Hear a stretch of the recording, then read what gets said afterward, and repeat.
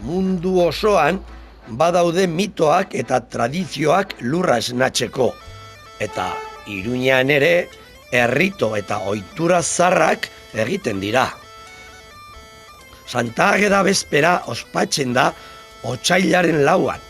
Jendeak kale jiran makilekin lurra jo bitartean koplak kantatzen ditu lurra esnatzeko. Inauterien data ofizialaren aurreko larunbatean kauteren eguna ospatzen da. Jendeak zingaro mozorroa janzten du, zapia lentejoalekin eta kapela buruan, txalekoa, kateak, gona luze koleretsuak eta puskabiltza egiten du kalez kale, musikarekin eta lapiko zaharrei makilekin joz zarata egiten.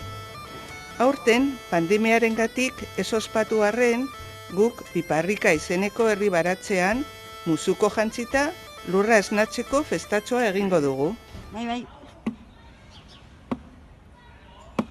Zorion etxe ontako denun, olez egitera gatoz. Aterik ate ohitura zarrak, aurten berritzeko asmoz. Ez gaude oso aberaz diruz, ez da ere oinetako. Baina ez darrizano gabintza, da kantar nahi dugu gogoz. Bertze diruz bat ere badabil, txiziala ala fede.